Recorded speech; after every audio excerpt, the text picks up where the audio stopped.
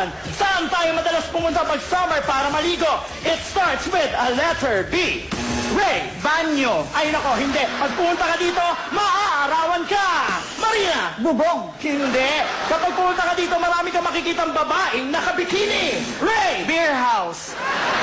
sorry Ray, the correct answer is beach. Ay, beach house. Oo. Beach house pala. Beach na, kamay sa atay. Ano ang ginagamit na flotation device sa dagat upang hindi ka malunod? Starts with letter S. Marina, Sirena. hindi siya babae. Shokoy, hindi siya lalaki. Marina, Shoki. ang tamang sagot ay styrofoam. Hala? Salbabida kaya yun? Alam mo pala, bakit hindi mo sinagot?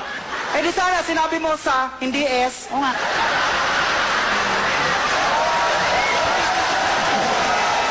This time, kamay sa...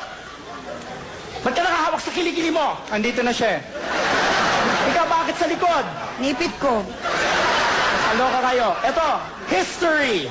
Ay, madali. Ano ang pangalan ng lugar kung saan binaril si Gat Jose Rizal? Ang dating pangalan nito ay Bagong Bayan. Ang unang letra ng unang word ay L. Go, Ray! Laban! Nako, lumagpas ka! Ay, naku, nakatulog ako.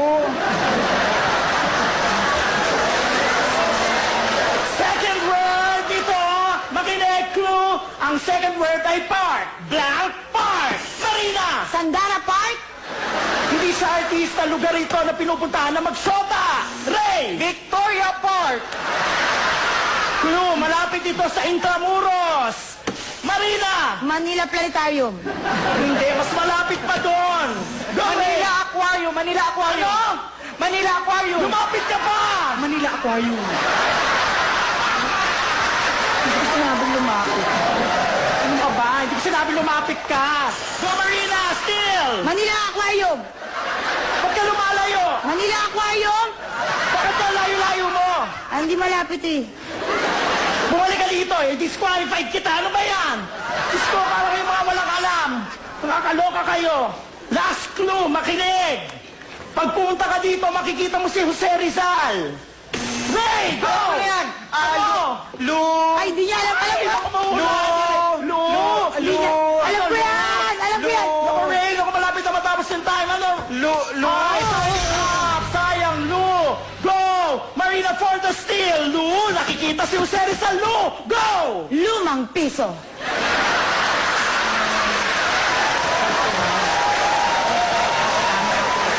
Ano ba yan? Nakakaloka naman.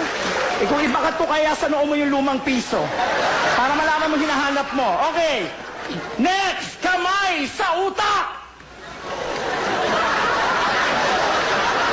Kamay sa utak! Hala! Kamay sa ulo na lang! Wala kayong utak! Mga bobo! So, makinig, the Philippines is composed of 7,100 islands divided into 3, mainly Luzon, Visayas, and Mindanao. The question is, what is the square root of 16? 2. Tasa mo pa! 2! Hindi! Mataas ba dyan? 3! Kakaloka kayo. The correct answer is 4! 4!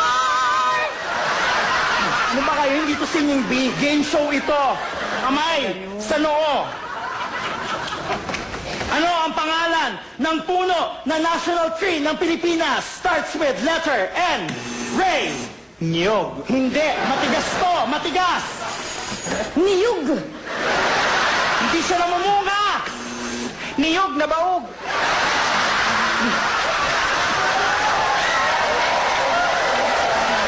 Ano ba yan? Matigas, hindi namumunga. Tapos, nakikita lang ito sa mga virgin forest. Go, Marina! Virgin coconut oil. Puno nga, puno! Ano? Virgin coconut tree. Puno to, puno na malaking malaki. Sa sobrang laki nito, kapag pumunta ka sa ilalim, pwede kang magpalamig. Go! Ice buko. The correct answer is Nara. Kamay sa talampakan. Nara flavor. Oo, sarap yun. Paano kami pipindot kung dito ang kamay namin? Oo nga, di ihampas niyo yung ulo niyo. Total, wala namang utak yan. Nakakaloka kayo. Ano ito? Hay, makinig! Trivia tayo, kilalang ibon na kapangalan ng isang artistang may apelidong Valdez. Ang ibon na to ay ang national bird din ng Pilipinas. Starts with letter M. Ray. Manok. Hindi. M ang simula, A ang dulo. Ano? Manok ka. Kulay brown ito. Kulay brown. Ano? Litson manoka. Hindi, ano ka ba? Brown ito na maliit na maliit. Go! Chicken cubes. Maliit na brown na may pakpak. Chicken cube with wings. At kailan pa nilagay sa pantry ang chicken cubes? Ay, suot ko ngayon. Ayan, ako naman. Ito sasabihin ko ang tamang sagot. Makinig lahat. M ang simula, A ang dulo. National bird ng Pilipinas. Ang sagot ay manok na bata. Walang masyadong natawa.